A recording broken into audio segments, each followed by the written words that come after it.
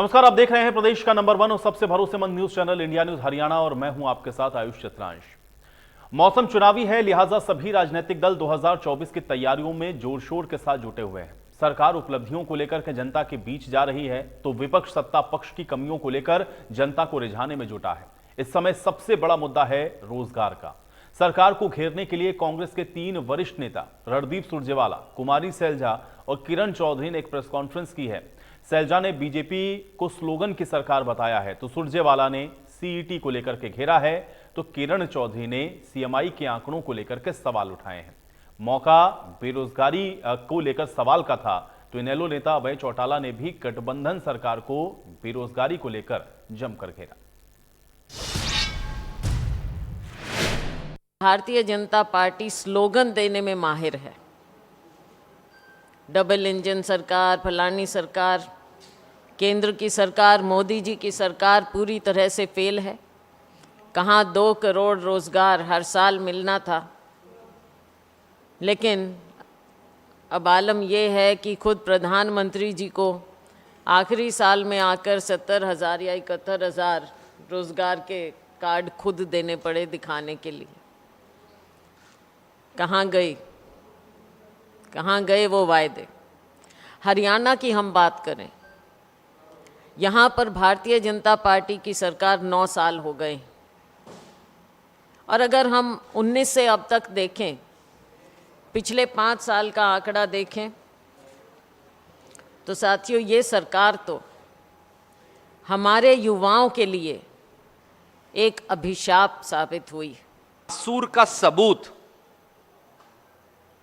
और उसकी दर्दनाक कहानी कहने वाले वो 11,22,000 नौजवान हैं जिन्होंने कॉमन एक्सप्लॉयटेशन टेस्ट के लिए अप्लाई किया।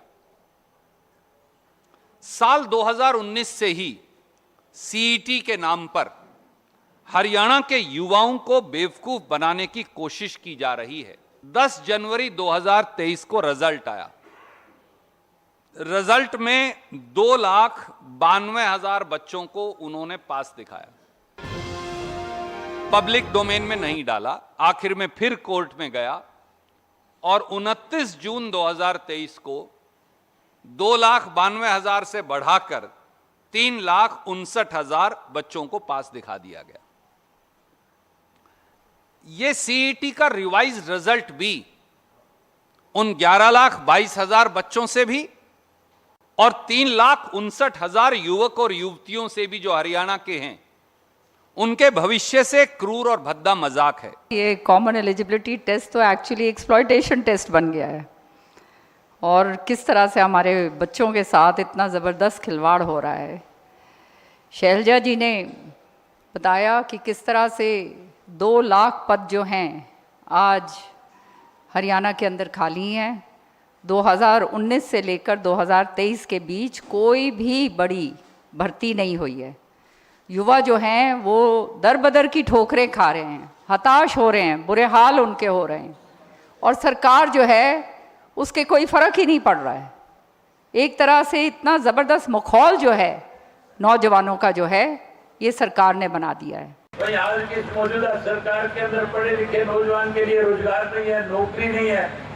ये जो जेजेपी वाले नालायक जो है ये गाँव में आकर के कहते थे कि हम 75% गांव के बच्चों को रोजगार और नौकरी देने का काम करेंगे। मैं आपसे पूछना चाहता हूँ, 3.5 वर्ष बीत गए, नरवाना के किसी एक गांव का एक बच्चा भी किसी प्राइवेट फर्म में नौकरी लगा? कहीं एक बच्चे को भी कोई रोजगार मिला? किसी को कोई नौकरी नहीं है, कोई रोजगार नहीं है। एक वो वक्त भी याद करो जब चौधरी ओम प्रकाश चौटाला प्रदेश के मुख्यमंत्री होते थे, गांव के 10 बुजुर्ग जाते थे और जाकर के कहते थे हमारे गांव का पढ़ा लिखा नौजवान है, इसको जरूरत है रोजगार की, नौकरी की। चौधरी ओम प्रकाश चौटाला उसके द्वारा दी गई पर्ची को भी जेब में डाल लेते थे। आज मुख्यमंत्री कहता है पर्ची और खर्ची खत्म कर दी। पर्ची सिर्फ चौधरी ओम प्रकाश चौटाला के वक्त में चला करती थी, आज की सरकार में तो खर्ची चलती है। आज नोट जो है पैसियों में भर भर के लिए जाते हैं। चौधरी ओम प्रकाश चौटाला के वक्त में किसी से एक पैसा नहीं लिया जाता था, केवल नौकरी, पढ़े लिखे, उसकी एजुकेशन के आधार के ऊपर और हमारी पार्टी के कार्यकर्ता की सिफारिश के ऊपर नौकरी और रोजगार देने का काम चौधरी ओम प्रकाश चौटाला ने किया था।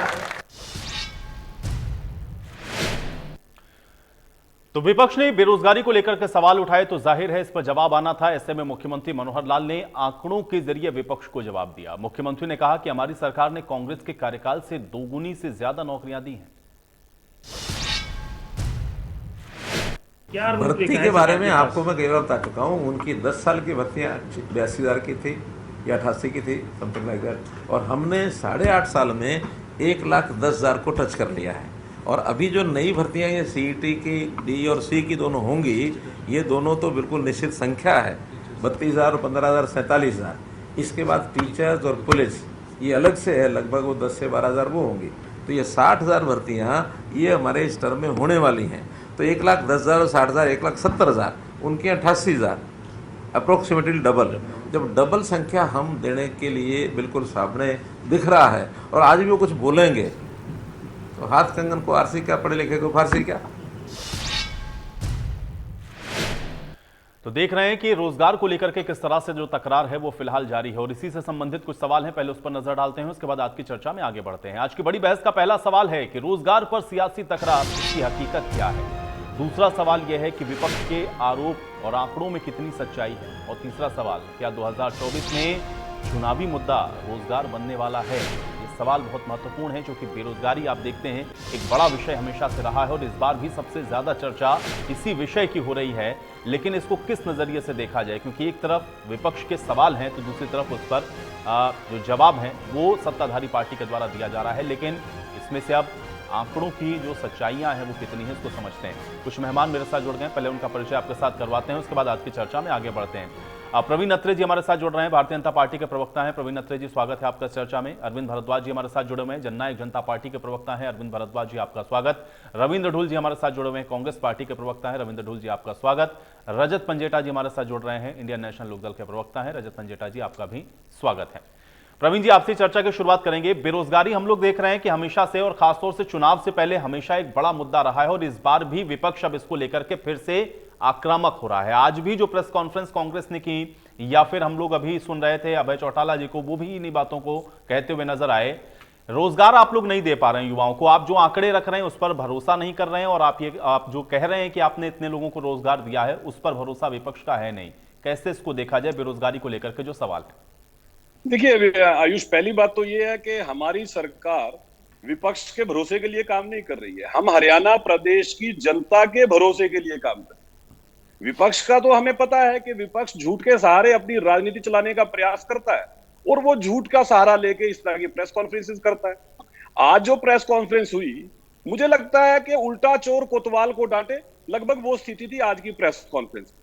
अगर रणदीप सुरजेवाला, कुमारी शैलजा, किरण चौधरी जी रोजगार के ऊपर बात करने के लिए प्रेस कॉन्फ्रेंस कर रहे थे तो उनको पहले यह बताना चाहिए था कि 10 साल जब वो सत्ता में थे, जब रणदीप सुरजेवाला लगातार 10 साल मंत्री रहे, उस वक्त कितनी सरकारी पक्की नौकरियां दी गई। मुझे लगता है पहले अगर वो ये बताते तो ज्यादा बेहतर होता। हरियाणा की जनता को बहुत अच्छे से समझ में आता कि किस सरकार ने हरियाणा के युवाओं को ज्यादा रोजगार दिया।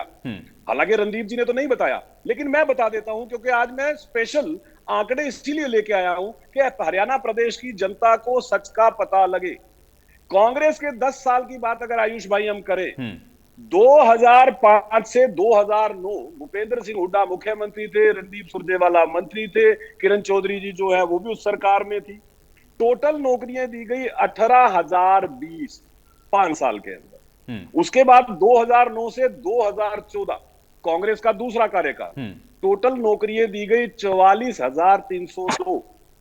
इसके अलावा कांग्रेस ने 20,777 शिक्षक भर्ती, आपको याद होगा एक शिक्षक भर्ती बोर्ड बनाया था उस वक्त कांग्रेस ने, तो कुल मिला के इनकी संख्या बन जाती है 86,000 जो कांग्रेस ने अपने 10 साल के कार्यकाल में।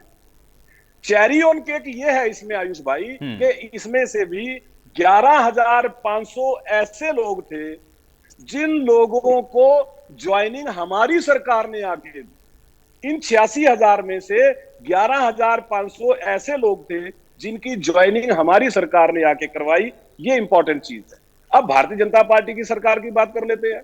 2014 में मुख्यमंत्री मनोहर लाल सत्ता संभालते, 2014 से 2019 तक का पहला कार्यकाल हरियाणा स्टाफ सिलेक्शन कमीशन के जरिए 68,122 नौकरियां दी गई, 3,030 नौकरियां HPSC के जरिए दी गई पहले 5 साल। दूसरा टेन्योर शुरू होता है 2019 से लेके 1 महीना पहले तक, क्योंकि मैं 1 महीना पहले तक इसलिए बात कर रहा हूं क्योंकि आंकड़ा तब का है। 38,439 स्टाफ सिलेक्शन कमीशन के जरिए और 1,500 हरियाणा पब्लिक सर्विस कमीशन के जरिए, मतलब कुल मिलाकर 1,10,000 सरकारी नौकरियां। और मैं ये पक्की नौकरियों की बात कर रहा हूं, ये वर्तमान सरकार ने पिछले 8.5 साल में दी। मतलब 10 साल के अंदर 86,000, जिनमें से 11,500 को हमने ज्वाइनिंग दिलवाई। चलिए, मुझे लगता है आपने काफी विस्तार पूर्वक बताया। मैं ढुल साहब से इसका जवाब लेता हूं। रविंद्र ढुल जी, ये जो प्रेस कॉन्फ्रेंस की गई उसमें अब ये कहा जा रहा है कि भाई पहले अपने आंकड़े आप बता देते कि आपने कितना दिया, फिर कंपैरिजन करते। आपसे ज्यादा नौकरी हम दे रहे हैं, उसके बावजूद आप सवाल उठा रहे हैं। देखो, जो ये मैं आपको बता दूं, जो ये आंकड़े खेला जाता है भारतीय जनता पार्टी के द्वारा, बहुत ज्यादा रेलिवेंट चीज इसलिए इसको नहीं मानता मैं, क्योंकि साल दर साल नई पोस्टें क्रिएट होती हैं और नई पोस्टों के ऊपर जो है भर्तियां की जाती हैं। अब आप 2009 से 2005 से 14 के टेन्योर को 2014 से 2024 के टेन्योर से और 2024 के टेन्योर को उससे पिछले टेन्योर से कभी कंपेयर नहीं कर पाएंगे। और जब फ्लक्चुएशन, जैसे प्रवीण अत्रे भाई ने कहा कि भाई 86,000 है और 1 लाख समथिंग है, तो फ्लक्चुएशन इतनी बड़ी बिल्कुल भी नहीं है जिस फ्लक्चुएशन के ऊपर मैं ये कहूं कि भाई इसके ऊपर डिबेट होनी चाहिए। डिबेट जिस चीज के ऊपर होनी चाहिए, जिन मुद्दों के ऊपर डिबेट होनी चाहिए, वो ये है सीईटी के नाम से जो एक्सप्लॉयटेशन की जा रही है, वो उसका जिम्मेदार कौन है। और सीईटी के बिना भी इनकी कथित ईमानदार भर्तियों के अंदर जो कैंडिडेट्स अभी तक लगातार सड़कों पे घूम रहे हैं या कोर्टों के चक्कर काट रहे हैं, उसका जिम्मेदार कौन है। मैं यहाँ पर मेरे सामने 20 से 22,000 पोस्टों का डाटा लेकर के बैठा हूं, जहां पर कोर्ट की टिप्पणी या कोर्ट के ऑर्डर के कारण जो है कैंडिडेट प्रभावित हुए। यदि आप कहेंगे तो मैं उस डाटा को भी यहाँ पे बताने के लिए तैयार हूं, क्योंकि एक टीवी न्यूज चैनल पे मैंने देखा था कि इनके भारतीय जनता पार्टी के एक नेता ने बाकायदा चैलेंज करके कहा कि भी एक भी भर्ती दिखा दे जिसको कोर्ट ने खारिज किया। मैं एक नहीं, कम से कम 10 भर्तियों का रिकॉर्ड लेकर के बैठा हूँ जिसको कोर्ट ने खारिज किया है। यदि आप कहे तो मैं उसकी भी टिप्पणी उस चीज के ऊपर मैं कह दूंगा। लेकिन सबसे ज्यादा महत्वपूर्ण जो इशू आज के दिन में थी, वो सीईटी की थी, और सीईटी के द्वारा जिस प्रकार से लोगों को एक्सप्लॉइट किया जा रहा है उसकी थी। आप क्यों नहीं अभी तक टेस्ट को जो है कंडक्ट कर पाए, आप क्यों नहीं आज तक रिजल्ट को प्रिपेयर कर पाए, और इतने बड़े हुजूम ने जो पेपर दिया हो तो आप उसका टेस्ट का रिजल्ट तक आप अभी तक नहीं पूरी तरह से तैयार कर पाए। 2-3 बार आप टेस्ट के अंदर रिवीजन करने का काम कर रहे हैं, आज भी आंसर की को आपने करेक्ट करने का काम नहीं किया, जबकि सुप्रीम कोर्ट कहती है कि आंसर की करेक्ट करना ये आपकी पहली ड्यूटी है। आप अपनी पहली ड्यूटी को भूल करके बात करते हैं। आपका जो रिजल्ट है, ना तो केवल ऑब्जेक्शंस को ठीक किया गया पहली बार, ना आपके रिजल्ट के अंदर दूसरी चीजों को ठीक किया गया, जिन चीजों के बारे में हम बात कर रहे हैं कि भी कैंडिडेट्स ने क्वेश्चन। आयुष भाई 1 मिनट के लिए जवाब ले लीजिएगा। नहीं, प्रवीण जी मैं आऊंगा, प्रवीण जी आप नोट कर लीजिए, मैं आऊंगा, आप आराम से जवाब दीजिए। आपके उत्तर के बाद मैं पूरी लिस्ट पढ़ूंगा 20,000 पोस्टों की जो कोर्ट की टिप्पणी के कारण जो है खारिज होने का जिनका काम हुआ है। आपकी जवाब के बाद में। जी मैं आयुष भाई 1 मिनट में पूरा कर दूंगा। ठीक है, मैं आऊंगा, मैं एक रिएक्शन पहले सभी का ले लेता हूं, उसके बाद में बिल्कुल क्लियर तौर पे एक लाइन में क्लियर कर दूंगा। देखिए आयुष भाई, मैं केवल इतनी बात कर रहा हूं, ठीक है रविंदर जी। देखिए अभी आयुष भाई क्या हो रहा है, जब प्रेस कॉन्फ्रेंस होती है तो प्रेस कॉन्फ्रेंस में तीनों नेता एक स्वर के अंदर चिल्लाते हैं कि हरियाणा सरकार युवाओं को नौकरी नहीं दे रही है, हरियाणा के अंदर बेरोजगारी बढ़ रही, हरियाणा सरकार नौकरी नहीं दे रही। लेकिन जब हम आके आंकड़ों के सहारे बताते हैं कि साहब आपके 10 साल के मुकाबले हमने 8.5 साल में कई ज्यादा पक्की नौकरियां दी, और आने वाला 1.5 साल अभी बचा हुआ है जिसमें लगभग 60,000 नौकरियां और देने जा रहे हैं, मतलब आपके मुकाबले हम दुगनी सरकारी नौकरियां दे रहे हैं। तो रविंदर जी आगे कहते हैं कि साहब ये तो रेलिवेंट नहीं है। देखिए संख्या की बात मत कीजिए, भाई जब आप प्रेस कॉन्फ्रेंस में ये कह रहे हैं बार बार कि हरियाणा ठीक सरकार है, नौकरियां नहीं उन्होंने दे रही है, सीईटी को लेकर के भी सवाल उठाए थे प्रवीण जी। मैं सीईटी पर जरूर आऊंगा क्योंकि उसको लेकर के बहुत सवाल थे, लेकिन अभी मैं और रिएक्शन ले लेता हूं, नहीं तो फिर और लोग के रिएक्शन नहीं आ पाएंगे। प्रवीण जी थोड़ा मेरे पास समय की बात है, थोड़ा सा समझें। क्यों चेंज कर रहे हैं? राजेंद्र सौरखी जी हमारे साथ जुड़े हुए हैं। राजेंद्र जी आपका भी बहुत स्वागत है इस चर्चा में। अरविंद जी मैं आपके पास आता हूं। अरविंद जी, अभय चौटाला जी को हम लोग सुन रहे थे और उन्होंने सीधे तौर पर जो आप लोगों ने 75% वाली बात कही थी उसी को निशाने पर लेते हुए कहा कि आप लोग कह तो रहे थे किसी एक शख्स को भी आप लोग नौकरी दे पाए हो, प्राइवेट नौकरी आपने दी हो, तो आप बताएं। अरविंद जी जवाब दीजिए। आयुष जी, पहली बात तो ये देखिए, टेक्निकल जवाब तो मेरे मित्र प्रवीण अत्रे जी दे ही रहे थे, पर एक जो आज का जो विषय है, कहीं ना कहीं हम उस विषय से बाहर जा रहे हैं। मैं उसी मूल विषय पे आना चाहूंगा कि आज का विषय इनका था क्या जो प्रेस कॉन्फ्रेंस हुई। ये बेरोजगारी की बात जरूर कर रहे थे, पर ये हरियाणा प्रदेश के नौजवानों की बेरोजगारी मुद्दा नहीं था, मुद्दा इनकी अपनी बेरोजगारी। आज इनकी जो स्थिति है, आज ये तीनों नेता जो प्रेस कॉन्फ्रेंस में बैठे थे, चाहे वो कुमारी शैलजा जी हैं जो लोकसभा सांसद हुआ करती थी, फिर राज्यसभा में आई, प्रदेश अध्यक्ष बनी, प्रदेश अध्यक्ष भी उनके हाथ से गई, राज्यसभा भी उनके हाथ से गई, वो बेचारी बेरोजगार है, हमारी बहन जी जो है कुमारी जी। और दूसरा रणदीप सुरजेवाला जी जो विधायक होते थे, मंत्री होते थे, फिर राजस्थान उन्हें भेज दिया गया राज्यसभा में और हरियाणा की पॉलिटिक्स से बाहर कर दिया गया। इसी तरह किरण चौधरी जी हैं जो आज भिवानी जो गढ़ जो अपना मानती थी, जिसको वहां पर जो स्थिति है उनकी, श्रुति चौधरी जी चुनाव हारी और आगे भी जो स्थिति आज नजर आती है, तो कहीं ना कहीं ये लोग जो इकट्ठे हुए थे, हुड्डा जो कंपनी है उसके अगेंस्ट ये ग्रुप है और ये कहीं ना कहीं अपनी बेरोजगारी की लड़ाई लड़ रहे हैं, परंतु सार्वजनिक मंच पर शायद ये उस बात को नहीं कह पाए, इसीलिए इस तरह की बातें ये टाल मटोल करते रहे। यही स्थिति अमूमन हमारे जो अभय सिंह चौटाला जी की है, उनकी भी यही स्थिति है। तो ये सारी बेरोजगारों की टीम ऐसी इकट्ठी हुई पड़ी है, जो दिल का जो दर्द है इनका वो बाहर निकल रहा है, और ज्यादा इससे ज्यादा कुछ नहीं है, क्योंकि ये सब लोग वो लोग हैं जो आज कहीं ना कहीं राजनीतिक रूप से हाशिए पर हैं। जनता ने इन्हें बेरोजगार करके घर बैठा दिया है और ये फ्रस्ट्रेट है, और इनकी जो फ्रस्ट्रेशन है वही सब ये बाहर निकल के आ रही है। वरना आंकड़ों के जवाब तो प्रवीण अत्रे जी ने बड़े अच्छे दे दिए हैं कि हमारी सरकारों में कितनी भर्तियां हुई और पूर्ववर्ती सरकारों में कितनी भर्तियां हुई, परंतु मुद्दा कुछ और ही है, क्योंकि ये तो अपनी फ्रस्ट्रेशन निकाल रहे हैं और उस फ्रस्ट्रेशन का इलाज तो किसी के पास है नहीं, ये तो जनता ने घर बैठाया है। और ये इनकी आपसी लड़ाई है, हुड्डा साहब की और इनके बीच की जो आपसी लड़ाई है। आप ये देखिए, जो एंटी हुड्डा जो ग्रुप है सारा वही लोग इकट्ठे थे। ऐसा क्यों था कि प्रदेश अध्यक्ष और नेता प्रतिपक्ष इसमें क्यों नहीं थे, या हुड्डा ग्रुप का कोई विधायक क्यों नहीं था, कोई नेता क्यों नहीं था?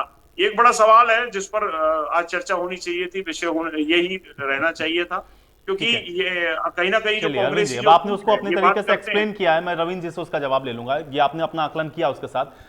पंजेटा जी कैसे इसको देख रहे हैं? तो एक तो जो बात अरविंद जी ने कही कि भाई अब जिन लोगों के पास बेरोजगारी हो गई है उन लोगों को ज्यादा रोजगार की चिंता सता रही है। बेरोजगारी को लेकर के सवाल आप लोग लगातार उठाते रहे, लेकिन सत्ता पक्ष का कहना यह कि आंकड़े हैं हमारे पास, हम तो बता रहे हैं हमने इन लोगों से ज्यादा दिया और आगे भी अभी 60,000 और बाकी हैं जिसको हम दे देंगे, ये टोटल 1,70,000 हो जाएगा। कैसे इसको देखें हम लोग?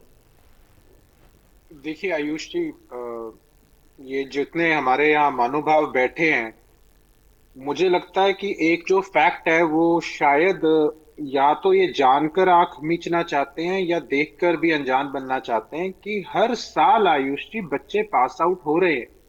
आप ये देखिए कि कितने वोटर, लाखों में वोटर ऐड होते हैं जब आपके विधानसभा लोकसभा के चुनाव आते हैं। तो हर साल जब बच्चे पास आउट हो रहे हैं तो वो जो वैक्यूम बढ़ता जा रहा है, एक बच्चा तैयारी करता है, अगर वो बच्चा इसी में ही उलझ जाएगा कि अगर मैं सीईटी का ही, इसका कॉमन एलिजिबिलिटी टेस्ट का ही करूं, आपसे बात करूं, तो इसमें बहुत त्रुटियां हैं। और ये माननीय कोर्ट ने माना है, कभी सोशो इकोनॉमिक का आ जाता है क्राइटेरिया, कभी फिर वो बैकवर्ड वाले नहीं मिले, कईयों को अंक मिल गए, कईयों को नहीं मिले, जैसा कि हमने पुलिस भर्ती वाले में भी देखा था, जो जिस वजह से भर्ती रद्द हुई, क्योंकि सरकार की गलतियां हैं। वो सरकार जान के ऐसे क्राइटेरियाज बाद में ऐड करती है, फिर विड्रॉ करती है, फिर दोबारा से प्रोसेस स्टार्ट करती है।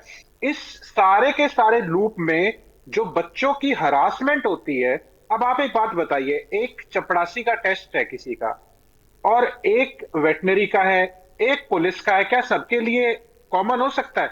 आप जान करके हैरान हो जाएंगे कि पुलिस के पेपर में वेटनरी के क्वेश्चंस पूछे जा रहे थे, बजाय लॉ एंड ऑर्डर के, बजाय आप कोई ब्यूरोक्रेसी के, पुलिस लॉज के, कुछ तो उसमें पूछिए। लेकिन बुरा हाल है आयुष जी, आप कितनी भर्तियां मैं आपको बताऊं रद्द हो चुकी है, कितनी भर्तियां जो है वो इसके चढ़ चुकी हैं, ये जो सरकार की अपनी गलतियां हैं। और ये लाखों में बच्चे हैं जो अप्लाई करते हैं, 11-11 लाख 12-12 लाख बच्चे हैं।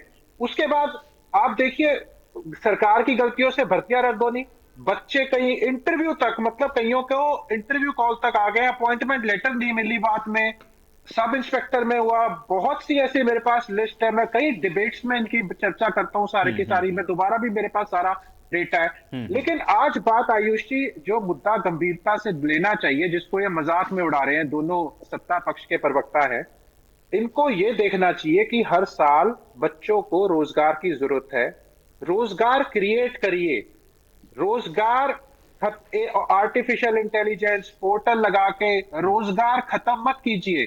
अगर किसी चीज से आपको इतना सेंसिटिव होना चाहिए कि अगर जब भी मुख्यमंत्री बात करते हैं डिबेट पे रहते रहते एक बारी खोल के देखिए, पॉलिटिशियंस को भी रिप्लेस कर सकता है रोजगार, फिर आपके पैरों के नीचे से जमीन खिसक जाएगी। आप नहीं जानते कि लेटेस्ट क्या वर्ल्ड वाइड चल रहा है आर्टिफिशियल इंटेलिजेंस के ऊपर, हजारों लाखों में जॉब्स वाइप आउट कर रहा है। लेकिन क्या है कि एक शब्द मिल गया एआई, पता है नहीं करना क्या है क्या, जैसे एलिजिबिलिटी टेस्ट कंडक्ट कर रहे हैं वैसे इनको कुछ भी नहीं पता। आपको मैं आयुष जी बताना चाहूंगा खत्म करने से पहले अपनी बात, कि एसडीओ की बिजली विभाग में भर्ती होती है। हरियाणा के 75% रोजगार की जो पॉलिसी है उसके जरिए हरियाणा के सिर्फ 2 एसडीओ सिलेक्ट होते हैं। उसके बाद 2019 की जो भर्ती है एचसीएस की, उसमें सिर्फ 1/3। 2020-21 में एसडीओ थे, उसमें से 180 में से केवल 22 हरियाणा के थे। असिस्टेंट प्रोफेसर पॉलिटिकल साइंस के जो थे 18 में से 11 थे मात्र। एग्रीकल्चर डेवलपमेंट ऑफिसर 23 में से 16 बाहर के थे, 18 में से 11 बाहर के थे, सॉरी। 2021 में टेक्निकल एजुकेशन के जो लेक्चरर थे उस जनरल कैटेगरी में 157 में से 106 जो थे बाहर के थे। और अभी ऐसी भी इनकी वो है जिसमें पंजीकरण जो और स्टेट्स मांगती हैं अपने स्टेट्स के बच्चों को करने के लिए, स्टाफ नर्स हो, वेटनरी हो, उसके अंदर आयुष जी मैं बात आपको बताना चाहूंगा, PGT, TGT Sanskrit, veterinary surgeon, supervisor inspector, patwari, ग्राम सचिव, नहर patwari, election tehsildar, fire driver, कृषि विभाग के एडीओ, एएसडीओ। उसके बाद कितने में आंसर की बिकी थी पुलिस कांस्टेबल की, करोड़ों रुपए में। ये सारा कितना स्कैंडल बना हुआ था जब ब्लैंक चेक मांगे गए थे। वो आपने एचसीएस का, एचपीएससी एक तो प्रोसीजर को लेकर के पंजेटा जी आपका सवाल है, और दूसरा ये है कि इसमें जो तमाम भर्तियों को आपने लेकर के जोड़ा है इसका मैं जवाब ले लूंगा। डोमिसाइल तक का इन्होंने कम कर दिया आयुष जी। आप एजुकेशन डिपार्टमेंट की ले लीजिए, 13 नहीं ठीक है, बहुत सारे फैक्ट्स आपने रख दिए, बहुत सारे डाटा हो गया, फिर मुझे लगता है कि थोड़ा कंफ्यूजिंग हो जाएगा। मैं दोबारा से आऊंगा आपके पास। राजेंद्र सौरकी जी, जो सवाल आप लोग रोजगार को लेकर या बेरोजगारी को लेकर के आप लोग उठाते हैं, उस पर आज भी चूंकि प्रेस कॉन्फ्रेंस कांग्रेस ने जरूर करी, लेकिन आप लोग भी हमेशा इस बात को कहते रहे कि सरकार रोजगार नहीं दे रही है। सरकार आंकड़ों के साथ बार बार कह रही है कि हमने, अगर आप तुलना करेंगे तो पिछली सरकारों से कहीं ज्यादा दिया है। इसको कैसे देखेंगे? देखिए आयुष भाई, ये सरकार पूरी तरह जुमले फेंकने की सरकार बन चुकी है। और मैं तो, मेरे साथी भाजपा के प्रवक्ता, भाजपा के नहीं कहूंगा मैं तो, फेंकू पार्टी के प्रवक्ता जो अभी कह रहे थे कि भाई हम तो हरियाणा की जनता के भरोसे के लिए काम करते हैं, मैं उनको बताना चाहूंगा कि हरियाणा की जनता ने तो बता दिया कितना भरोसा करे हैं। खट्टर साहब ने जनता दरबार शुरू करे, उन जनता दरबार आए में खट्टर साहब के ऐसी खोद पड़ी कि वो सारे जनता दरबार छोड़ के अपनी अमरूद की बेरी तले जा बैठे वो, और फिर इनके जो है दूसरे नेता निकल के आगे। तो ये जनता का भरोसा तो पूरी तरह खो चुके हैं। जनता ने तो अपना भरोसा इनको 2019 में भी बता दिया था जब इनको खदेड़ दिया था। ये तो हरियाणा में जो है ना, अभी एक लूट की और सौदेबाजी के गठबंधन की एक सरकार हरियाणा में चल रही है, जिससे सारी जनता त्रस्त है। और पूरा हरियाणा आज ये पुकार कर रहा है 9 साल बुरे हाल, जो कर ये नारे देव है ना, इसी तरह आज हरियाणा की जनता में नारा चाल पड़ा 9 साल बुरे हाल। और उस बुरे हाल से बचने के लिए अभी इस फेंकू पार्टी को उखाड़ फेंकने का पूरा मन बना लिया जनता ने कि भाई अब, पहले तो विकल्प नहीं था, ये दोनों पार्टी, तीनों पार्टी जो है आपस में मिलजुल के जनता को जो है वो इधर से उधर करते रहते थे, इधर से उधर। अब जो है आम आदमी पार्टी जनता के मुद्दों की बात करने वाली पार्टी जो है ना, अब एक विकल्प के रूप में दिखाई दे रही है जनता को। और वो क्यों दिखाई दे रही है कि उसने दिल्ली और पंजाब में शानदार काम करके दिखाए हैं। और जहां तक रोजगार की बात है, ये बड़ा रोना रोवे है सारी पार्टी, फ्री की रेवड़ी, फ्री की रेवड़ी। और आम आदमी पार्टी तो ठोक बजा के ये कह रही है कि भाई हमारे एजेंडे में तो रोजगार भी फ्री की रेवड़ी है। और उस रोजगार से पहले आम आदमी जनता को उनके मूलभूत जो सुविधाएं हैं जनता की, जिनके लिए हम सरकार चुनते हैं, उन सुविधाओं की तो कोई बात ही नहीं कर रहा था कि भाई सारे जो है बड़े बड़े वीआईपी मंत्रियों को बिजली पानी फ्री मिले, जनता को भी मूलभूत सुविधाएं जो है बेहतर सुविधा फ्री मिले, उसकी तो कोई बात ही नहीं कर रहा था। आम आदमी पार्टी ने करके दिखा दिया। बिजली पानी ठीक की है, जो आप कह रहे हैं बिजली पानी पंजाब और दिल्ली आपका एक रोल मॉडल है, उसके आधार पर आप ये कह रहे हैं कि अब आप एक दूसरी चीज क्या है, तीसरी रेवड़ी क्या है, शानदार स्कूल आम आदमी पार्टी ने बना दिए। चौथी रेवड़ी क्या है, शानदार अस्पताल आम आदमी पार्टी ने बना दिए। पांचवी रेवड़ी क्या है, बसों में महिलाओं को मान सम्मान के साथ जो है ना, बसों का आना जाना सुविधा जो है वो ठीक है, सब फ्री में आप कर रहे हैं। ठीक है, अब ये जनता सोरखी जी, ये जनता तय करेगी, ये जनता तय करेगी। ठीक है, अब ये जनता तय करेगी, ये जनता में बता दीजिएगा कि आप इनसे बेहतर ये करेंगे, ये फ्री में दे देगा। अब मैं जवाब देता हूँ। ठीक है, ठीक है, राजेंद्र जी बात आ गई आपकी, अब मैं जवाब देता हूँ। सोरखी जी, ठीक है, हो गया, सोरखी जी हो गया, आगे बात आ गई आपकी। प्रवीण जी, अब प्रवीण जी देखिए, ऐसा आयुष भाई, पहली बात तो आम आदमी पार्टी को थोड़ा सा बता देता हूं कि दिल्ली के अंदर रैपिड ट्रेन चलनी है, जिसके लिए दिल्ली सरकार को भी कंट्रीब्यूशन करना था, जिसका जिक्र रजत पंजेटा जी कर रहे थे। कल सुप्रीम माननीय कोर्ट ने आम आदमी पार्टी को फटकार लगाई है, क्योंकि इनकी दिल्ली की सरकार ने कोर्ट में जाके ये बोल दिया कि हमारे पास पैसे नहीं है रैपिड ट्रेन के लिए। तो सर, कोर्ट ने ये पूछा कि जो आप एडवर्टीजमेंट के ऊपर पैसा खर्च रहे हो वो कितना खर्च रहे हो, डिटेल दीजिए। वहां पे इनको समझ में आ गया कि ये क्या धोखा कर रहे थे जनता के साथ।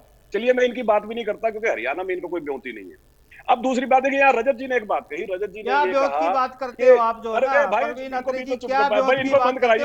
ठीक है, सोरखी जी ऊपर कोई कर्ज नहीं है। ठीक है, सोरखी जी, वो जनता तय करेगी ना, यहाँ सर्टिफिकेट कोई किसी को नहीं देगा, वो जनता तय कर देगी, जनता तय कर देगी। अभी लेकिन अभी सुनिए प्रवीण जी। देखिए, रजत जी ने एक बात कही, रजत जी ये कह रहे हैं, हालांकि पहले तो इन्होंने कहा कि जो सत्ताधारी दल के प्रवक्ता है वो मजाक उड़ा रहे, हालांकि मैंने या अरविंद जी ने कोई मजाक वाली बात तो नहीं की थी, पता नहीं ये पूर्वाग्रह से ग्रसित रहते हैं एनएलडी के प्रवक्ता। लेकिन इन्होंने एक बात कही कि आप रोजगार के अवसर पैदा कीजिए, बहुत बच्चे पास आउट हो रहे हैं। बिल्कुल ठीक कहा इन्होंने, क्योंकि हरियाणा के अंदर शिक्षा का स्तर बेहतर हुआ है, बहुत सारे बच्चे ग्रेजुएट, पोस्ट ग्रेजुएट या +2 पास करके बाहर निकल। लेकिन मुख्यमंत्री मनोहर लाल ने इस बात को बेहतर समझा, क्योंकि हरियाणा में सरकारी नौकरियां जो है करीबन 4.25 लाख या 4 लाख के करीब सरकारी पद है आयुष भाई, इससे ज्यादा सरकारी नौकरियां हरियाणा में नहीं है। तो अब जो बच्चे पास आउट होके आ रहे हैं उनके लिए रोजगार की व्यवस्था कैसे होगी? माननीय मुख्यमंत्री ने इस चीज को समझते हुए, जैसे अभी रजत पंडेटा जी कह रहे थे कि रोजगार के अवसर पैदा कीजिए। आयुष भाई, कैसे पैदा होते हैं?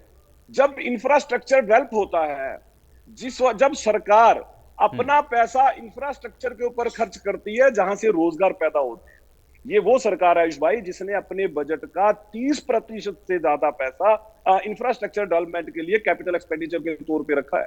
जिस दिन मनोहर जी ने सत्ता संभाली थी, पहले बजट में ही लगभग 17,000 करोड़ रुपया इंफ्रास्ट्रक्चर डेवलपमेंट के लिए खर्च किया था, जिसकी वजह से हरियाणा प्रदेश में रोजगार पैदा हुए। दूसरी बात, मनोहर जी एक ऐसी उद्योग नीति लेके आए जिसकी वजह से हरियाणा के अंदर पिछले 8.5 साल में 1,60,000 से ज्यादा छोटे बड़े मझोले उद्योग लगे, 12,60,000 से ज्यादा युवाओं को प्राइवेट उद्योगों के अंदर रोजगार मिला है। इसको कहते हैं काम करना। नतीजा क्या हुआ? हरियाणा की आर्थिक स्थिति बदली, हरियाणा ने आर्थिक रूप से तरक्की की, जीएसडीपी हमारी 4.25 लाख करोड़ से 10 लाख करोड़ रुपए ज्यादा होगी, पर कैपिटा इनकम 1,27,000 से 2,94,000 रुपए हो गई। और जिस तरह से हरियाणा के अंदर ये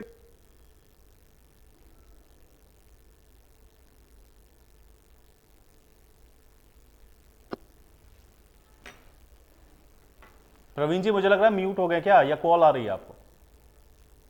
वाला रविंद्र जी से भी और रणदीप सुरजेवाला जी से। इस हरियाणा प्रदेश के अंदर इनके समय में एक व्यवस्था थी कि अगर सरकारी नौकरी निकलती है तो बच्चा उसके लिए अप्लाई करता था। अब कई 3-3, 4-4, 5-5 वैकेंसी निकलती थी, बच्चा हर वैकेंसी के लिए अप्लाई करता था, उसके लिए फॉर्म खरीदता था, फीस जमा करता था। मुख्यमंत्री मनोहर लाल ने इस समस्या को भी समझा कि बच्चों को ज्यादा पैसा ना खर्च करना पड़े, उसके लिए सीईटी एक्ट बनाया कि एक फॉर्म भरने से बच्चा उस कैटेगरी की सभी नौकरियों के लिए एलिजिबल हो जाएगा। क्या ये करना गलत है? इसकी आलोचना क्यों हो रही है, मुझे ये समझ में नहीं सवाल आ जाता है। वो तो सीईटी को कॉमन एक्सप्लॉइटेशन टेस्ट बता रहे हैं भाई। अभी तो सुरजेवाला को भी हम लोग सुन रहे थे, उसका रीजन है, उसका Exploit कर रहे हैं भाई। आयुष जी इंडिविजुअल टेस्ट होना चाहिए, इंडिविजुअल टेस्ट होना चाहिए। कारण ये है, उसका कारण मैं बताता हूं। अरे भाई आप बीच में ना बोलो यार, बीच में ना बोलो, उसका कारण बताता हूं। देखिए जो बात अभी अरविंद जी ने कही है बिल्कुल सही बात है, अच्छा विश्लेषण है उनका, क्योंकि ये प्रेस कॉन्फ्रेंस जो तीनों नेता सामने बैठे थे, हम सब जाते हैं हुड्डा विरोधी नेता माने जाते हैं, लगातार हुड्डा साहब का विरोध करते हैं, लेकिन हमारे विपक्षी मित्रों के साथ एक समस्या और खड़ी हो गई। इन लोगों की राजनीति थी युवाओं को बहका के रखना, युवाओं को धोखे में रखना और युवाओं का उपयोग करना अपने राजनीतिक फायदे के लिए। वो नेता के पीछे पीछे घूमते थे, नारे लगाते थे, जलसे जुलूस में जाते थे। मुख्यमंत्री मनोहर लाल ने एक ऐसी व्यवस्था कायम कर दी कि योग्यता के आधार पर अपनी काबिलियत से युवा को नौकरी मिले, और हरियाणा के अंदर पारदर्शी तरीके से युवाओं को बिना खर्ची बिना पर्ची के नौकरी मिलनी शुरू हुई। युवा अब नेता के दरवाजे पे नहीं जाते, वो कोचिंग सेंटर में जाते हैं, वो अपने इंस्टीट्यूट में जाते हैं पढ़ने के लिए, कि उनको पता है कि नौकरी मिलेगी पढ़ के एग्जाम पास कर। और यही इनकी परेशानी का बड़ा कारण नहीं, तो इसीलिए तो कह रहे हैं, आप कह रहे हैं कि आप पारदर्शिता के साथ काम कर रहे हैं। रविंद्र डुल जी कह रहे हैं मेरे पास तो इतने सारे हैं एग्जांपल, मैं भी आपको बता दूंगा अगर आप कहेंगे तो। इतनी सारी नौकरियां बताइए कोर्ट में चली गई या वो फंस गई। जी मैं रविंदर जी को कहूंगा जरूर बताएं। कोर्ट में, हाँ ये कोर्ट में जाने का भी समझ लीजिए क्या है। देखिए कुछ हमारे हरियाणा के अंदर ना कुछ गैंग काम कर रहे थे और उनको राजनीतिक संरक्षण प्राप्त। इसमें एक गैंग था नकल गैंग, एक गैंग था पर्चा लीक गैंग, और एक ऐसा गैंग था जिसका एकमात्र उद्देश्य ये होता था कि किसी भी नौकरी के लिए कोर्ट में चले जाइए, लिटिगेशन जाके शुरू कीजिए, होगा ये कि सरकार उसके लिए मुकदमा लड़ेगी, उसको 6 महीने 8 महीने 10 महीने वहां से कोर्ट से डिसीजन लेने में लगेगा और वो नौकरी डिले हो जाएगी और उसके ऊपर अब आप राजनीति करेंगे। यहां तो इकोनॉमिक वीकर सेक्शन की 10% का जो आरक्षण था उसके विरुद्ध भी कोर्ट में चले गए थे लोग। जो गरीब लोग हैं उनको आरक्षण मिले, जब ये व्यवस्था सरकार ने बनाई उसके विरुद्ध लोग चले गए कोर्ट में। आप समझ लीजिए कोर्ट के लिए जाने की मंशा क्या रहती है। रविंद्र जी बता देंगे कौन लोग गए थे। ठीक है रविंद्र जी से मैं जवाब लेता हूँ। ठीक है रविंद्र जी जवाब दें। बिल्कुल बताऊंगा। अभी तो इनके ओएलटी को मान आने का मुकदमा भी करना है मुझे कल। अब आ गई बात इसके अंदर, इनको लिस्ट चाहिए थी ना, बहुत लंबी लिस्ट चाहिए, मैं लिस्ट बता देता हूँ। फिशरी स्कैम 2017 कोर्ट के आदेश के ऊपर विजिलेंस इंक्वायरी चल रही है भैया, वो भर्ती खारिज हुई आपकी। इंक्वायरी होना गलत है सर प्लीज बीच में नहीं, न्याय हो जाएगा भाई। कोर्ट के आदेश पे सब कुछ कोर्ट के आदेश पे, बीच में इंटरप्ट नहीं करेंगे, सब कुछ कोर्ट के आदेश पे। अब आ जाइए Khanpur university staff nurse, court के आदेश, विजिलेंस इंक्वायरी अभी तक आप बचा करके बैठे हुए हैं। कांग्रेस सरकार के अंदर इनका भ्रष्टाचार वहां पे पकड़ा जाएगा। अब आ जाते हैं हरियाणा पुलिस की 2018 की भर्ती है, भी कोर्ट के आदेश के ऊपर जो है पूरा का पूरा रिजल्ट रिवाइज होने का काम हुआ है। उसके बारे में बताएं कि जो उसमें बीच में इंटरप्ट नहीं, अगर ये बीच में इंटरप्ट करेंगे मैं काट दूंगा। अगर ये बीच में ठीक है सुनते बीच में तो मैं डिबेट बोलिए नहीं रविंद्र जी बोलेंगे, मैं सुनूंगा क्या यहाँ बैठ करके। नहीं रविंद्र जी आप अपनी बात रखिए। अब सुनिए, हरियाणा पुलिस 2018 की भर्ती का मैंने कहा, पुरानी भर्ती की कह रहा हूं मैं, नई भर्ती का नहीं, नया भर्ती का मैं बात नहीं कर रहा। जो भी कोर्ट के अंदर स्टे पड़ी हुई जिसके अंदर कल सुनवाई है उसकी बात नहीं कर रहा मैं। 2018 की पुरानी भर्ती, जो मामला मैं स्वयं अप्रैल 2019 में मुख्यमंत्री के उसके अंदर लेकर के आया था संज्ञान में, कोर्ट से फटकार लगने के बाद में जून 2023 में सरकार आ रही है। क्यों, किसकी जिम्मेदारी है? कम से कम 600 से 700 लोगों की जो नौकरी जाएगी, जो 600 से 700 लोग जो पिछले 4 साल से नौकरी कर रहे थे, उसकी जिम्मेदार सरकार है या कोर्ट है? आप रुकिए सर, बीच में ईडब्ल्यूएस के बारे में बता दीजिए थोड़ा। यूएचबीवीएन की अपर डिविजनल क्लर्क की भर्ती 2016 में इन्हीं की सरकार की निकाली हुई खारिज हुई है। पीजीटी संस्कृत की भर्ती इन्हीं की सरकार की निकाली हुई खारिज हुई है। ग्रुप डी की ईएसपी की भर्ती इन्हीं की सरकार की निकाली हुई 1800 पोस्ट खारिज हुई है। जो आप उसके अलावा जो है क्लर्क 2019 की भर्ती 5000 से ज्यादा लोगों की इन्हीं की सरकार की निकाली हुई भर्ती जो है खारिज हुई है। ये किसी और सरकार की नहीं कह रहा मैं आपको। मैं आपको 15,000 पोस्टों का भी यहाँ पे जिक्र मैं यहाँ पर कर चुका हूँ। अभी बताइए कि आपने एससीएस का जो रिजल्ट है कल कोर्ट की फटकार लगने के बाद आपने वापिस क्यों लिया? आप बताएं कि भी क्वेश्चन रिपीट करे आपने करे थे या स्टूडेंट्स के कसूर था किसी और का था। अब कोर्ट के फटकार के बाद में निकाला वो रिजल्ट आपने वापस लिया। अरे कुछ न्याय किया होता तो बच्चे कम से कम सुखी होते। उनको अदालत में उनको तब जाना होता है जब उनके साथ में नाजायज सरकार करने का काम करती है। अब आगे इसके आगे मैं और भर्तियां में मैं आपको बता देता हूँ जो मैं जवाब दूंगा। ठीक है अरविंद जी, मैं आऊंगा। अरे रुकिए सर, आपकी ढुल साहब चलिए, मैं समझ गया ढुल साहब, बहुत सारी भर्तियां हैं, अब आप उनका नाम लेते रहेंगे तो फिर केवल वही बात हो पाएगी। भाजपा लात मार के बाहर निकालेगी, अपने रोजगार की चिंता करें। और जो मुद्दा है यहाँ पर जिस चीज की बात हो रही है, फैक्ट के ऊपर आपके पास एक भी उत्तर हो तो मुझे बताएं कि सीईटी के अंदर क्या आपने रिजल्ट को रिवाइज किए बिना रिजल्ट निकाला, क्या आपने उस रिजल्ट को निकाले हुए को वापस लिया, क्या आपने उस रिजल्ट को निकालने के बाद में अपनी। ठीक है ढोल साहब, लेकिन एक सवाल जो अरविंद जी ने कहा, उन्होंने कहा कि भाई इस प्रेस कॉन्फ्रेंस के अंदर उदयभान या फिर भूपेंद्र हुड्डा की भी मौजूदगी क्यों नहीं थी? फिर तो दिख रहा है कि वो एक अलग तरीके से चल रहा है। करनी है मुझे प्रेस कॉन्फ्रेंस, इसकी रैली के अंदर रामनिवास सुरजा खेड़ा क्यों नहीं थे? इनकी रैली में जो है राजकुमार गौतम क्यों नहीं थे? कल परसों जिनकी फ्लॉप रैली हुई है, इनसे पूछ के हमें प्रेस कॉन्फ्रेंस करनी चाहिए क्या? अपना काम करे और हमारा काम। ठीक है अरविंद जी जवाब दीजिए। आयुष भाई मैं एक लाइन बोल दूं? अरविंद जी मैं आ रहा हूं, एक सेकंड अरविंद जी बता दे कौन गया था कोर्ट में और क्यों गया था, बता दीजिए। गरीब बच्चों का हक मारने कौन गया था?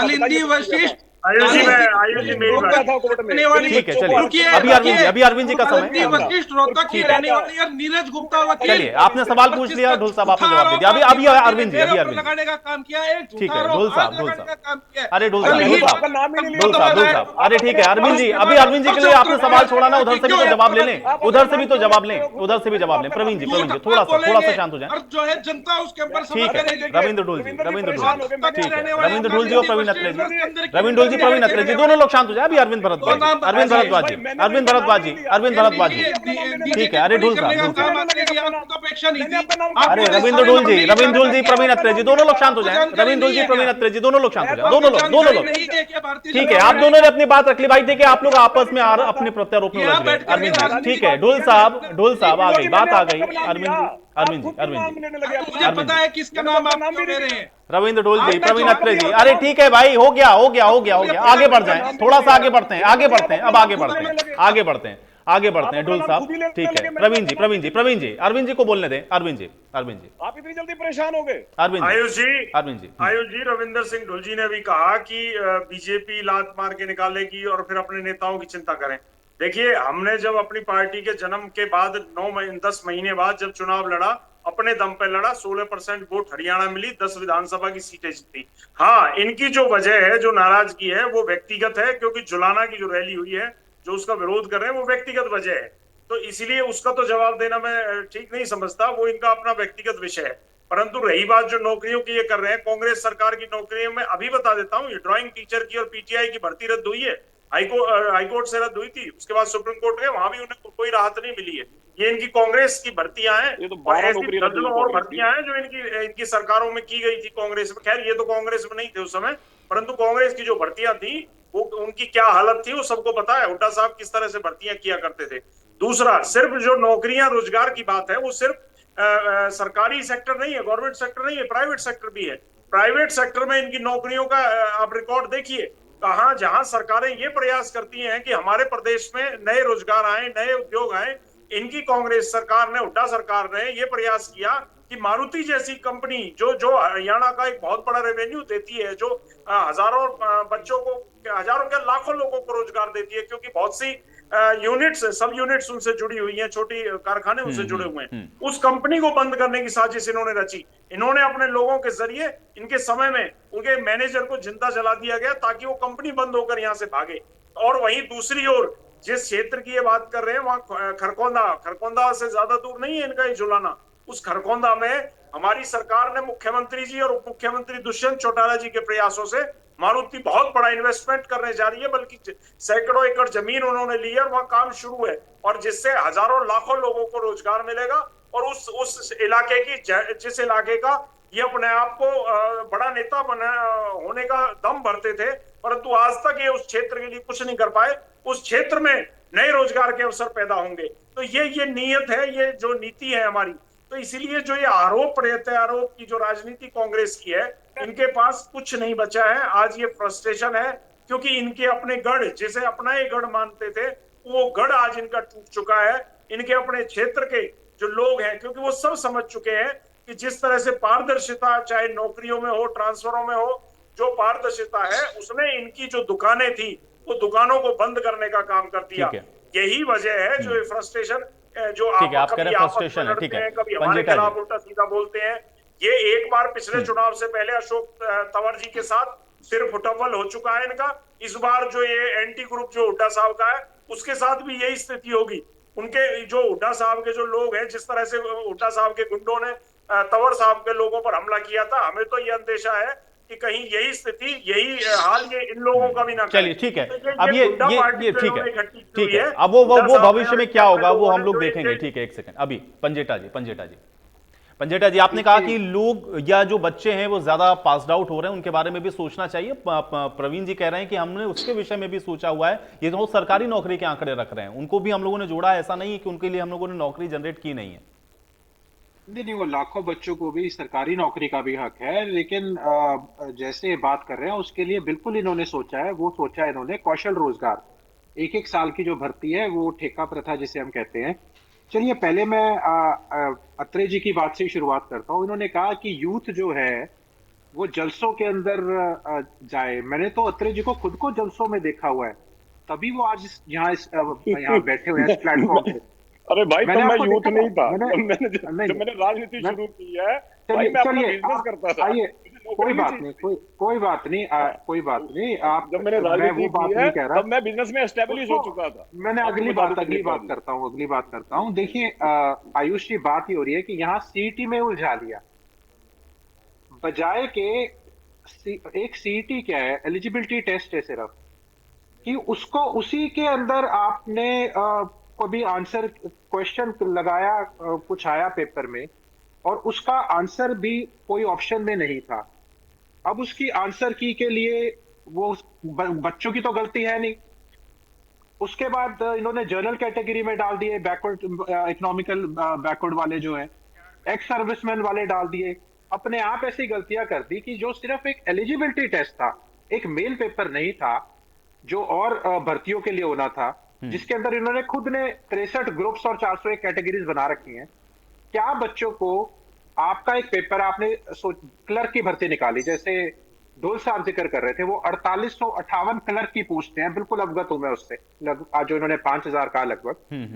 तो अगर आपने पुलिस के लिए करनी है, आपका कोई भी आप क्राइटेरिया अपनाओ, सिर्फ एक भर्ती सफर करे, कॉमन एलिजिबिलिटी टेस्ट की वजह से आप सबको लूप में मत लीजिए। बच्चा आज फ्रस्ट्रेशन है, हरासमेंट है, ओवर एज हो रहे हैं बच्चे, सरकार की गलत नीतियों की वजह से नौकरियां खो रहे हैं बच्चे।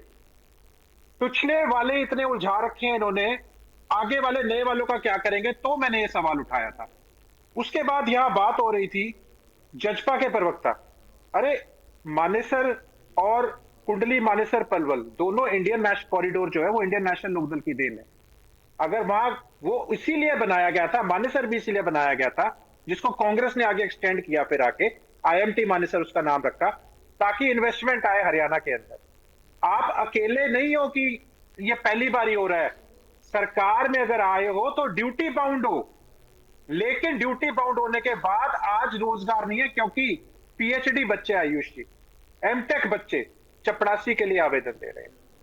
क्या उसकी कैटेगरी अलग नहीं होनी चाहिए? क्या जिसको अपनी एजुकेशन के हिसाब से रोजगार नहीं होना चाहिए? आज हम घूम रहे हैं, धरातल पे है, यहाँ ड्राइंग रूम में बैठ के पॉलिटिक्स करती है ये जो है, ये बड़े बड़े लोग हैं। अब क्या कर सकते हैं, जमीन पे तो गए नहीं, फेस टू फेस जनता से तो कोई इनका है ही नहीं लेना देना। जब जनता के बीच में गए, इनके जनसंवाद प्रोग्राम हुए, वहां पता चल गया, इनकी रैलियों में पोल खुल गई। अब ये JJP वाले बैठे हैं, बात करते हैं सोनीपत लोकसभा की।